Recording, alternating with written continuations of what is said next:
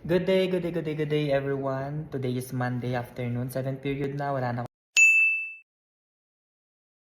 akong klase. Gusto ko lang i-clear and ipaliwanag palalo yung Alberta Early Educator Certification. So again, sabi ko sa inyo, pwede kayong mag-apply kahit nandiyan kayo sa Pilipinas.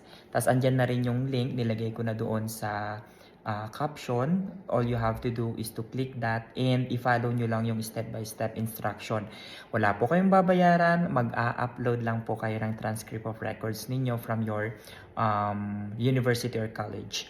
Tapos, usually elementary and elementary teachers at saka yung mga may masters in ECE po, nagka-qualify po dyan.